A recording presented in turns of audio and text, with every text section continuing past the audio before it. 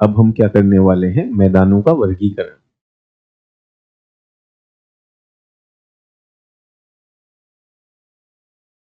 मैदानों का वर्गीकरण करने वाले हैं। तो पहला आएगा अक्षांशीय वर्गीकरण। पहला आएगा अक्षांशीय वर्गीकरण और दूसरा आएगा देशांतरीय।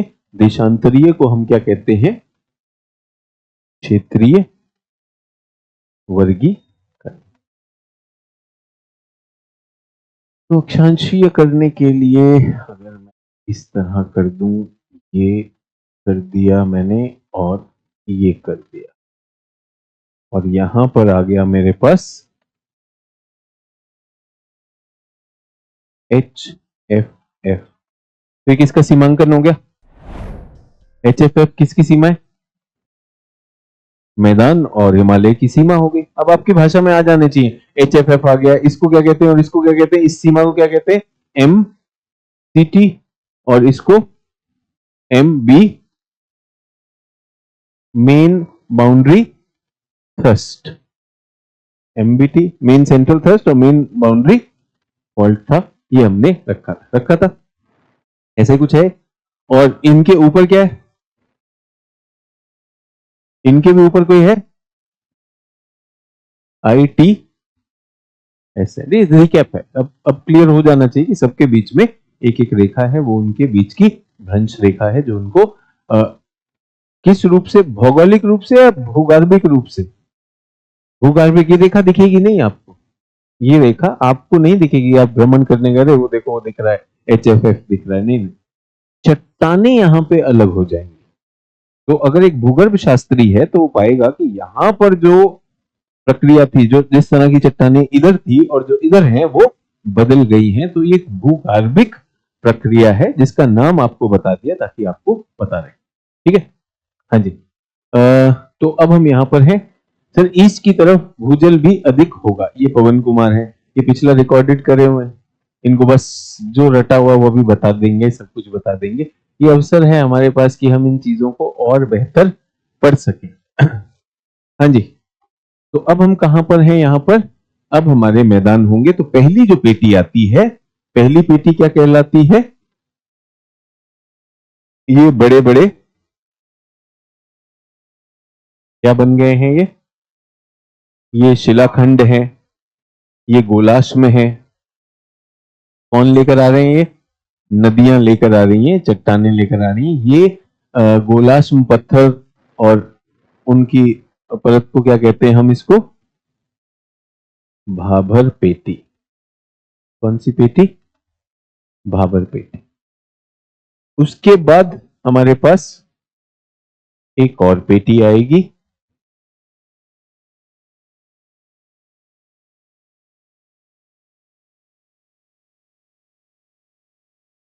इसमें जल भराव की स्थिति रहती है। क्या रहता है, जल भराव, मृदा भी है और जल का संचय भी है। इस पेटी को क्या कहते हैं, इसको कहते हैं तराई, तराई पेटी। हिमालय से मैं चला आ रहा हूं, मैं मैदानों की बात कर रहा हूं, और मैदान किससे बने हैं, मैदान नदियों से बने हैं, मैदान नदियों से बने हैं, और हम इनकी बात कर रहे हैं कि कैसे बने। तो यहां से मान लीजिए, सभी लोग ध्यान देंगे, सभी लोग ध्यान देंगे, यहां से मान लीजिए एक नदी चली, कहां से चली, यहां से चली, दिखाई देगी कि नहीं, दिखाई दे रही है। कहां से चली है, ये चली है मिडिल हिमालय से, मिडिल हिमालय से चली, और इधर शिवालिक में यहां तक ये नदी आई और फिर अचानक अदृश्य हो गई। ऐसा ही कुछ इस नदी का भी हुआ, आई और अदृश्य हो गई, आई और अदृश्य हो गई। उसके बाद नदी फिर यहां पर दिखी। तो ये जो दो पेटियां हैं, ये नदी के जल जो पर्वत से आता है उसके द्वारा डिसाइड की जाती है। कुछ 8 से 16 किलोमीटर, 8 से 16 किलोमीटर चौड़ी पट्टी में नदियां अदृश्य हो जाती हैं, उस पट्टी को क्या कहा जाता है? उसको भाबर पेटी कहा जाता है। उसके बाद की 10 से 20 किलोमीटर की पेटी में नदियां दिखे ना दिखे, नदी जल दिखने लगता है, और वो इतना ज्यादा दिखता है कि पूरी की पूरी पेटी जल भराव की पेटी, दलदली मार्शी प्रतीत होती है। इसको क्या कहते हैं? तराई। बट नदी अपने अच्छे स्वरूप में, जिसे आप नदी या एक धारा कह सके, धारा के रूप में इन दोनों पेटियों के बाद पुनः प्रकट हो जाती है। नदी क्या हो जाएगी? पुनः प्रकट हो जाएगी। अब यहां पर बनेंगे बाढ़ के मैदान। अब बनेंगे बाढ़ के मैदान। और ये नदियां कहां से आ रही हैं? ये हिमालय से आ रही हैं। ऐसे ही कुछ नदियां यहां से भी आएंगी, पठार से भी आएंगी। आएंगी कि नहीं आएंगी? और वो क्या करेंगी? इनमें जुड़ भी सकती हैं, इनमें जुड़ भी सकती हैं। तो ये बनाएंगे हमारे बाढ़ के मैदान। अब बाढ़ के मैदान क्या होते हैं? प्रतिवर्ष अभी भी आप देख रहे हैं कि हिमाचल की नदियां, हिमाचल प्रदेश की नदियां, मैं प्रयागराज में सुन रहा था गंगा अपने खतरे के निशान के ऊपर बह रही है, ब्रह्मपुत्रा जो है। तो इन नदियों में क्या होता है? नदी अपने किनारों के बीच में बहती है, नदी का जल बढ़ने लगता है, जल स्तर बढ़ने से वो अपने किनारों के परे बहने लगेगी। उस स्थिति को क्या कहा जाता है? ओवर बैंक फ्लो को बाढ़ कहा जाता है। ओवर बैंक फ्लो को बाढ़ कहा जाता है। तो यहां पर क्या होने वाला है कि ये नदी है हमारी, सोचते हैं इसको, ये हमारी नदी है, ठीक है, ये हमारी नदी है। एक उदाहरण ले लेता हूं कि बाढ़ क्या होती है। और ये नदी के किनारे किनारे पर, ये उसका किनारा है, ये नदी का किनारा है। सामान्यतः नदी अपने किनारों के अंदर बहती, लेकिन नदी में जैसे अभी वर्षा ऋतु है, आयतन बढ़ जाने की वजह से हर वर्ष पानी जो है किनारों के बाहर आ जाएगा, ओवर बैंक फ्लो हो जाएगा। स्वाभाविक है ओवर बैंक फ्लो होना, बहुत ही नॉर्मल सी बात है, ये भारत में होता है, इतना अभी हम देख भी रहे। लेकिन ये कब होता है? जब नदी का आयतन, जल का आयतन बढ़ेगा। जब जल का आयतन सामान्य हो जाएगा तो वो पानी वापस नदी की तरफ आ जाएगा, वन। दूसरा, क्योंकि ये अवसादी हैं, तो यहाँ के जो शैल हैं वो पारगम्य भी हैं, तो कुछ भूजल में चला जाएगा, कुछ नदी में समा जाएगा। लेकिन पीछे क्या छोड़ जाएगा? पीछे अवसाद छोड़ जाएगा। इस क्षेत्र में क्या छूटेंगे? अवसाद छूटेंगे। तो ये जो अवसादी क्षेत्र है, जो हर साल बाढ़ आने से बनता है, नदी के तट के से सटा हुआ, ये क्षेत्र हमारा तीसरा है। और इसको हम क्या कहते हैं?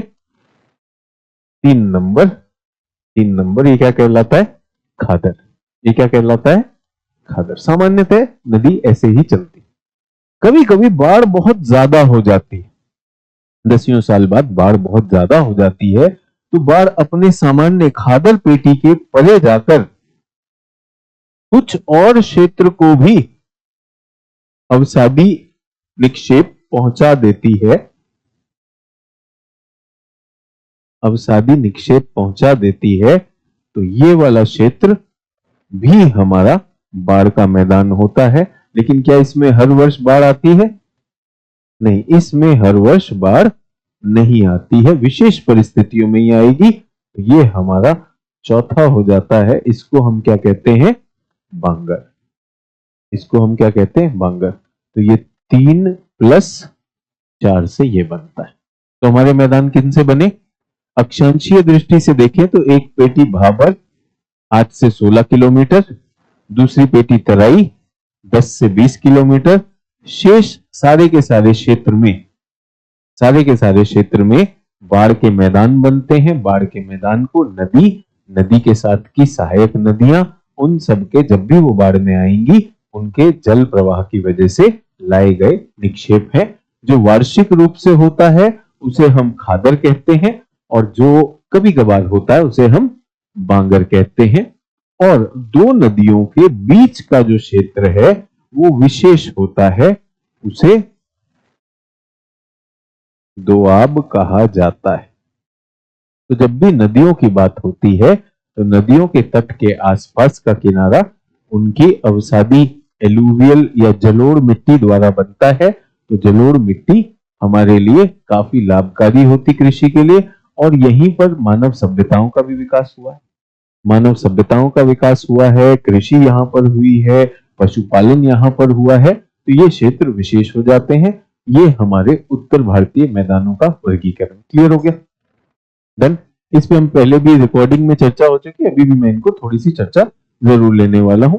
आप लोगों के लिए रिवीजन भी हो जाता है, और अगर कुछ पूछना हो तो आप वो पूछ भी सकते। तो पिछली बार हमने मानचित्र बनाना सीखा था उत्तर भारत का, इस बार हम गुजरात बना रहे हैं। ये हमने गुजरात बनाया, यहां से हमने राजस्थान बनाया, इसको ऐसे ले गए, और ये तो हम इस क्षेत्र की बात कर रहे हैं। और यहां पर अगर आपको याद हो, हमने इस प्रकार से मणिपुर बनाया था, इसी गुजरात के लेवल पे ले आएंगे। यहां हमने मणिपुर बनाया, त्रिपुरा बनाया, मिजोरम बनाया, ये हमने ऐसे बनाया। तो हम इसी को कंटिन्यू करेंगे। यहां पर हम क्या लिख देंगे?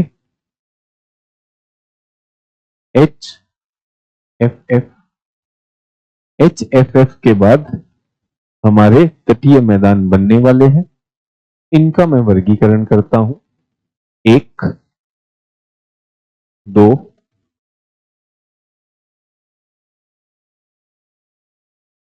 1, 2 और ये था 3A, 3B, 3C और 4।